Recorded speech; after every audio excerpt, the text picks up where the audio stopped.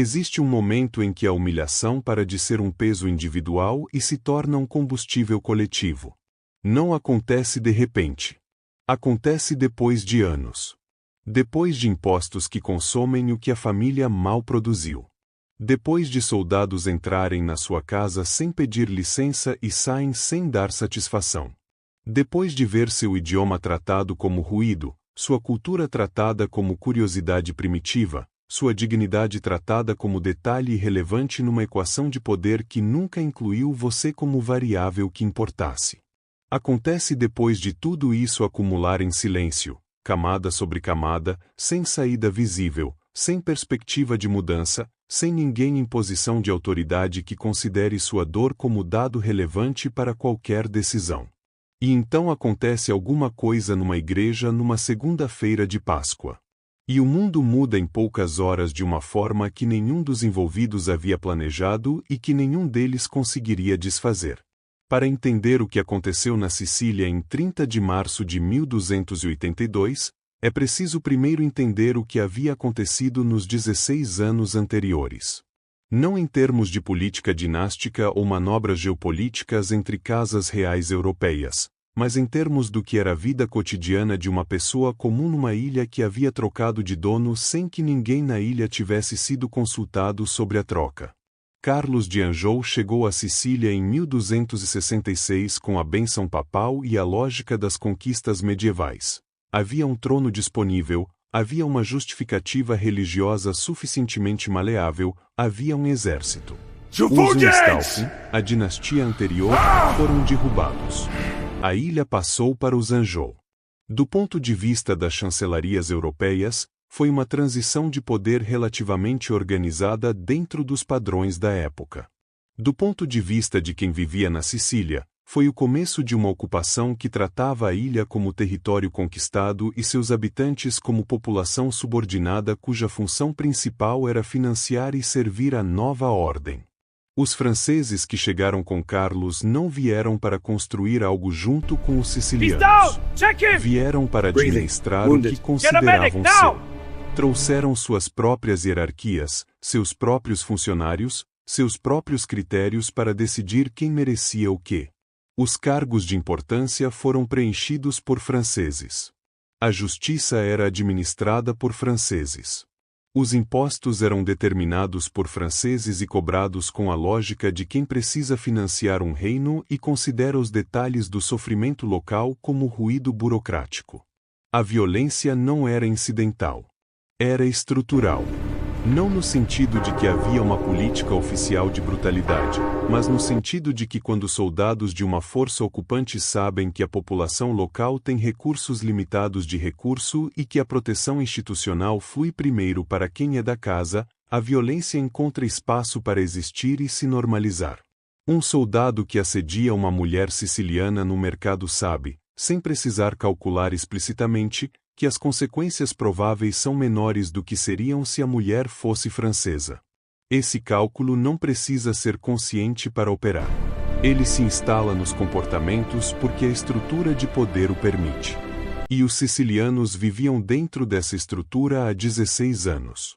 O símbolo central desta história não é o sino das igrejas, embora o sino seja a imagem que a memória histórica preservou. É a igreja em si. O espaço que deveria ser inviolável, o lugar que mesmo nas sociedades mais violentas da Idade Média funcionava como território de proteção, de trégua, de neutralidade sagrada. Quando a violência entrou nesse espaço, não foi apenas um crime, foi a prova de que não havia espaço seguro, de que a ocupação havia penetrado até o último lugar onde alguém poderia esperar não precisar ter medo. Não sabemos o nome da mulher. A história não preservou. As crônicas medievais preservavam nomes de reis, generais, papas, cardeais, às vezes mercadores ricos. Preservavam os nomes dos agentes do poder. A mulher que estava na Igreja do Santo Espírito em Palermo na tarde de 30 de março de 1282, durante as orações das vésperas, entrou para a história como categoria e não como pessoa. Uma mulher siciliana. A esposa.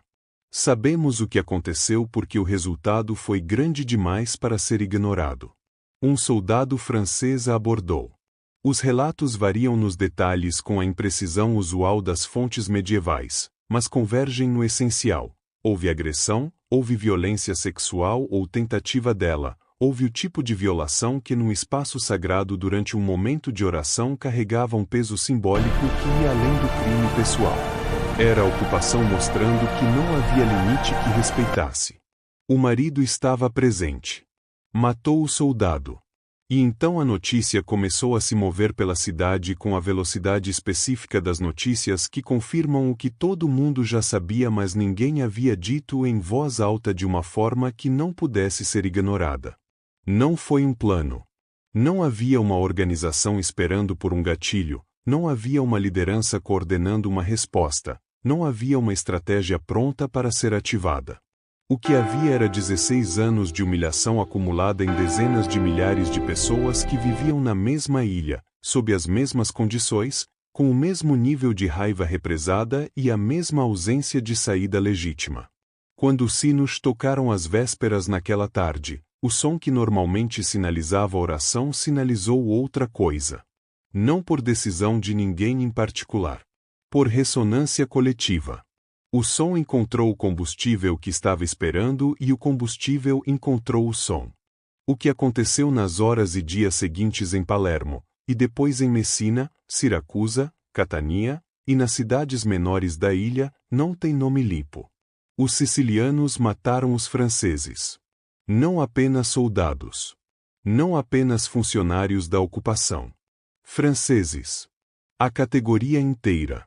Homens, mulheres, crianças, pessoas que talvez nunca houvessem cometido nenhum crime pessoal contra nenhum siciliano específico, mas que carregavam a identidade do ocupante e que naquele momento essa identidade era o único critério que importava. As crônicas descrevem testes linguísticos improvisados nas ruas de Palermo. Pessoas eram paradas e solicitadas a pronunciar palavras em siciliano, especificamente a palavra siciri, grão de bico, cujo som era difícil para falantes nativos do francês reproduzir com exatidão. Quem falhava no teste era morto. Era a língua como linha de vida e como sentença de morte simultaneamente, o idioma que a ocupação havia tratado como ruído se tornando o critério final de sobrevivência. Em semanas, as estimativas falam em 10 a 20 mil mortos. Alguns documentos exageram para 30 mil, com a tendência das fontes medievais para números que servem à narrativa mais do que à precisão.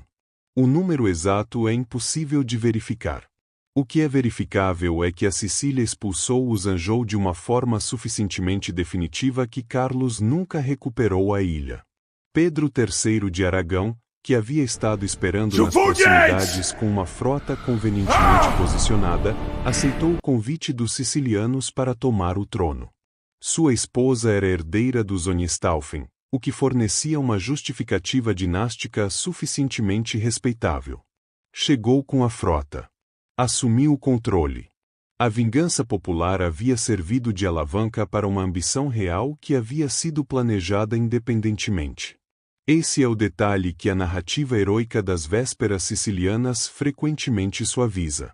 A revolta que começou com o marido defendendo a esposa numa igreja terminou com uma troca de dinastias que havia sido negociada em chancelarias antes do primeiro sino tocar.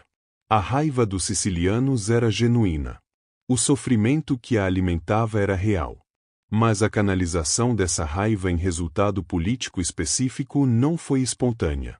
Foi aproveitada por forças que tinham seus próprios interesses e que reconheceram no combustível popular uma oportunidade que não pretendiam desperdiçar. O que as vésperas sicilianas revelam sobre a psicologia coletiva da vingança é algo que as ciências sociais contemporâneas estudam com nomes técnicos, mas que a história demonstra com uma clareza que a teoria às vezes obscurece. Quando o trauma é compartilhado por uma comunidade inteira, quando a humilhação é estrutural e não apenas individual, quando não existe mecanismo legítimo de resposta porque o próprio sistema de justiça pertence ao grupo que causa o dano, o ressentimento não permanece individual. Ele se socializa. Vai sendo transmitido em conversas de mercado, em histórias contadas em família, em piadas que têm raiva debaixo do humor, em olhares trocados quando um soldado francês passa pela rua com aquela postura específica de quem sabe que pode e que não precisa verificar se pode. A psicologia social chama de identidade social ameaçada o estado em que um grupo percebe sua existência coletiva como sendo atacada ou diminuída por forças externas. Quando esse estado se prolonga sem resolução, o grupo desenvolve o que os pesquisadores descrevem como prontidão para ação coletiva, uma espécie de tensão compartilhada que precisa apenas de um gatilho para se converter em movimento. O marido que matou o soldado na Igreja do Santo Espírito não liderou uma revolta. Forneceu o gatilho que a prontidão coletiva estava esperando. A diferença é importante porque ela diz que o que aconteceu em 1282 não pode ser reduzido a um crime ou a uma decisão individual. Era uma pressão acumulada em dezenas de milhares de pessoas que encontrou o ponto de saída. E é aqui que mora o fascínio e o horror simultâneos desta história. Porque a mesma dinâmica que explica o marido defendendo a esposa, a raiva legítima respondendo à violência concreta, também explica as mortes de crianças francesas que nunca haviam feito nada a ninguém. A prontidão coletiva não é cirúrgica. Não distingue entre o soldado que cometeu o crime e o comerciante que chegou à Sicília para ganhar dinheiro e que por acidente de nascimento carregava a mesma identidade. Quando a represa cede, a água não pergunta o que está no caminho. Esse é o limite moral invisível que esta história força a olhar. A raiva que gerou as vésperas era compreensível. Os 16 anos que a alimentaram eram documentáveis. A ausência de qualquer outra saída era real. E ainda assim o resultado incluiu mortes que nenhuma lógica de justiça proporcional consegue justificar. A vingança coletiva não é mais justa do que a vingança individual pelo fato de ser coletiva. É apenas maior. E quando é maior, o raio de dano vai além de qualquer fronteira que a raiva original poderia ter justificado. Verdi compôs uma ópera sobre as vésperas sicilianas em 1855. É um trabalho de beleza considerável que captura a grandiosidade do evento, o conflito entre lealdades pessoais e coletivas, a tragédia de famílias divididas pelo ódio entre povos. É a ficção fazendo o que a ficção faz melhor, encontrando a dimensão humana individual dentro do acontecimento coletivo, dando rostos e vozes específicas ao que a história registrou como massa. O que a ópera não consegue reproduzir, porque nenhuma forma artística consegue sem se tornar insuportável, é a textura real das ruas de Palermo naquela noite. O som específico de uma cidade que decidiu, sem uma decisão central, que havia chegado a um limite. A velocidade com que o julgamento individual se dissolveu no movimento coletivo. A forma como pessoas que provavelmente nunca haveriam cometido violência em circunstâncias normais se tornaram participantes de um massacre porque o movimento ao redor delas havia criado uma lógica própria que era mais forte do que qualquer cálculo pessoal. O Coringa de Todd Phillips toca nessa borda quando mostra Arthur Fleck transformado em símbolo involuntário de uma raiva que existia independentemente dele. A revolta que se segue não é comandada por Arthur. É convocada pela ressonância entre o que ele fez e o que as pessoas ao redor já sentiam. Gotham estava esperando por um sinal da mesma forma que Palermo estava esperando por um sinal. Arthur foi o gatilho da mesma forma que o marido na Igreja do Santo Espírito foi o gatilho.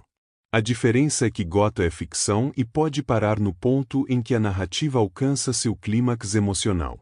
Palermo continuou. As semanas seguintes às vésperas foram de violência que foi além de qualquer definição de resposta proporcional e que deixou na memória siciliana uma camada de culpa coletiva que coexiste desconfortavelmente com o orgulho da revolta. Oldoi captura melhor a qualidade específica de uma vingança que consome o vingador junto com o alvo. O protagonista de Park Chan-wook descobre que o preço do que fez, e do que foi feito a ele, vai além de qualquer conta que possa ser fechada.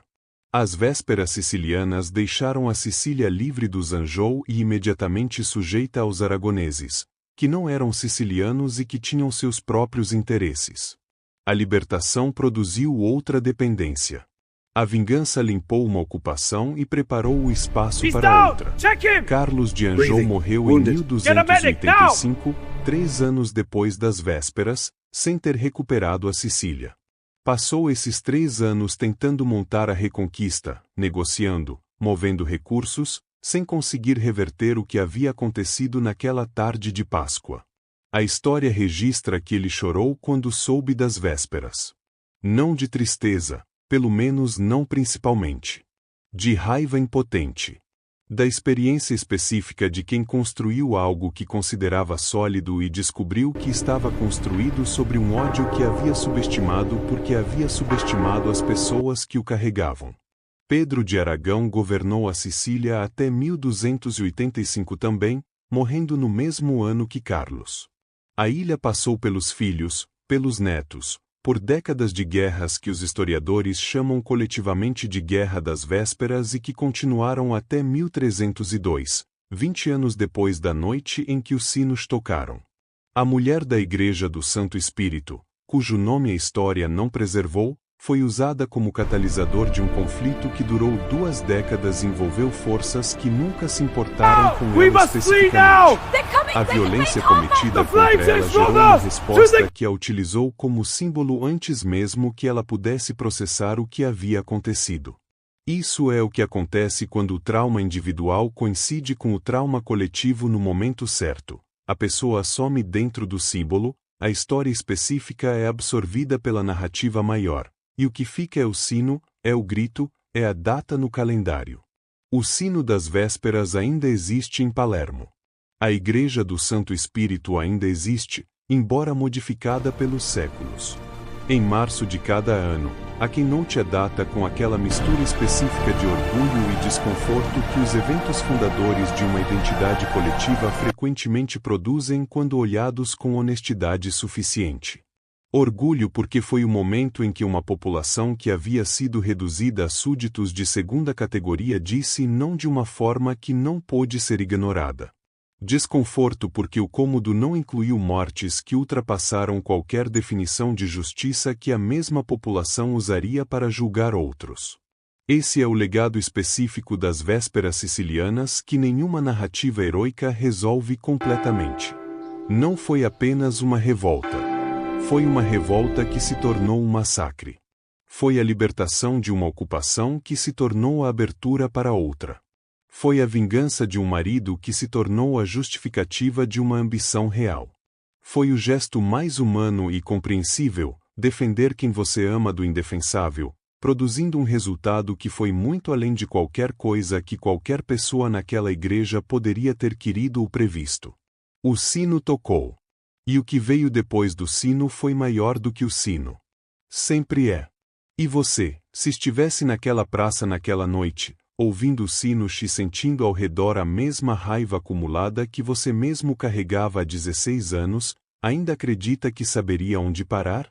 Que conseguiria separar a resposta justa do movimento que toma o lugar do julgamento quando a represa cede de uma vez? Ou você também teria corrido com todos os outros, convencido de que finalmente havia chegado a hora, sem perceber que a hora nunca pertence a quem pensa que está no controle dela?